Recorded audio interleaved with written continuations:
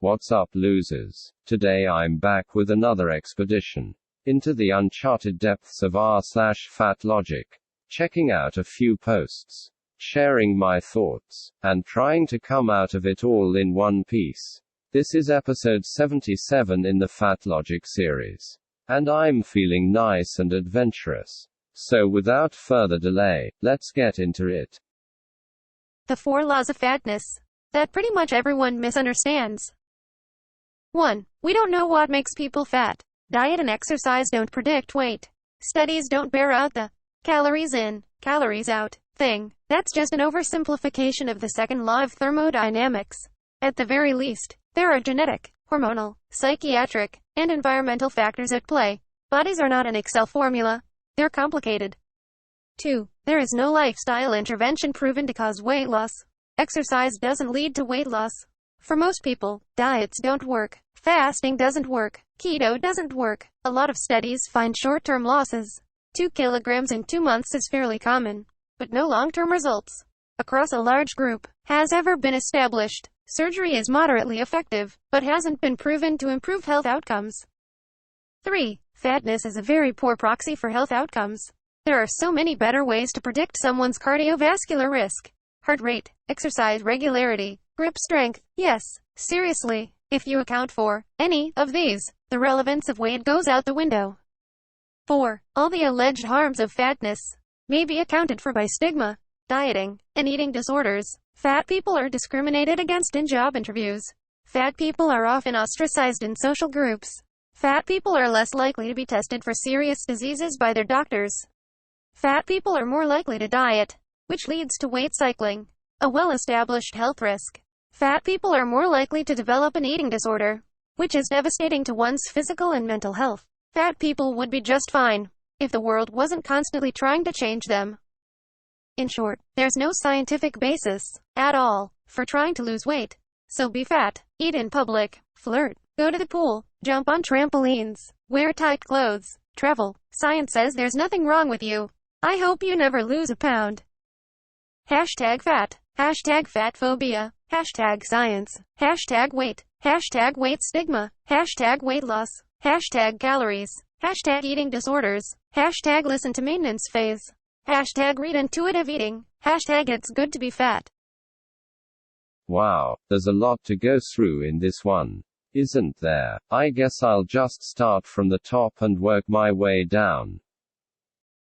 1. Actually, yeah, we do know what causes people to become fat. And yeah, it is calories in, calories out. If you take in a lot of excess calories by overeating, and don't burn them off through exercise, you become fat. Simple. Saying that it's so much more complicated, and involves all these other factors, is misleading, because some of these factors, e.g. genetics, might influence what someone's individual maintenance calorie number is, but it does not change the basic mechanics by which weight is gained or lost. A 7-foot man is going to be able to eat more than a 4'11" woman while maintaining a constant weight. But in each of these cases, if the person described eats more than their individual maintenance calories, they will gain weight. If they eat less, they will lose weight, and if they eat the specified number, they will maintain their weight. It might be unfair that people get to eat different amounts of food with the same consequences. But it's certainly not some unexplained mystery, haha. And as for the psychiatric and environmental factors, once again, these are red herrings, because while they might indirectly influence one's likelihood of maintaining a healthy weight, they do not, in and of themselves, determine whether or not someone puts on weight. This still comes down to the food that they eat, and, to a lesser extent, the exercise that they do. It's fair to point out that these factors should be considered when trying to understand obesity rates within a wider population, but suggesting that they disprove calories in, calories out couldn't be further from the truth.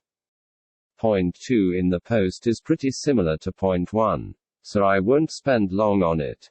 But yeah, needless to say, it is wrong to say that weight loss can't be achieved and sustained through lifestyle changes. because despite these apparent studies, we know for a fact that plenty of people have done just that.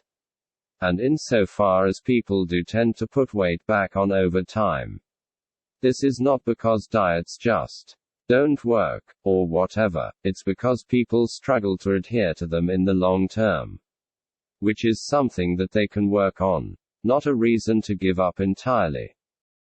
On to point 3. God, this point is stupid. Sure, you could compare heart rate, exercise regularity, and grip strength to cardiovascular health outcomes, instead of weight, but obesity is what causes people to have a high heart rate and weak grip strength. And exercise regularity is strongly associated to weight. None of this invalidates the use of weight to identify patients who are at a heightened risk of cardiovascular issues, and if anything, they support it, because you can't tell people to just pull their heart rate to go down, but you can tell them to lose weight, which, for what it's worth, will likely involve increasing the regularity with which one exercises. In other words, focusing on weight allows for practicable advice to be given, whereas focusing on grip strength or whatever is just a cynical distraction. As for point 4, while I have plenty of sympathy for fat people who go through the things described here, they simply cannot be used to explain away all of the health consequences of obesity, no matter how much you might want them to. So this is ultimately just another distraction. And finally, where the post says that fat people should go to the pool, and eat in public, and flirt, and whatever else, I agree. Fat people should do all those things, because everybody deserves to have a life. But this does not reduce the importance of weight loss in the slightest. This is not about whether fat people should be allowed to leave the house, or show their faces in public, because of course they should. It's about whether obesity is unhealthy. And, for the millionth time, it is. So please stop trying to pretend otherwise. It's getting exhausting. Also, if you're afraid of becoming fat or disabled, ask yourself why. Many leftists believe that in a better society, we wouldn't be either of those things, because they're equated with suffering and not living a full life. We represent that bodies have limits, hence, death.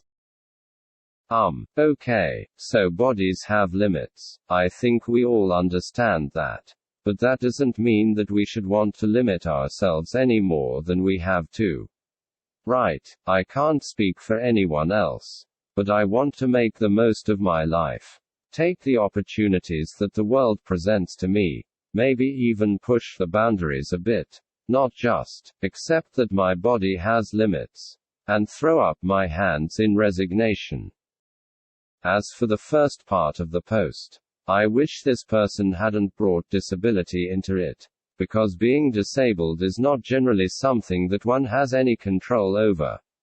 And I'm sure it's frustrating for disabled people to be lumped in with fat people like this, just so that fat activists can try to imbue their self-indulgent moaning with a little more credibility. But to respond to the post somewhat bluntly, on the point it's trying to make about fatness and disability. No, there's nothing wrong with not wanting to be disabled or fat.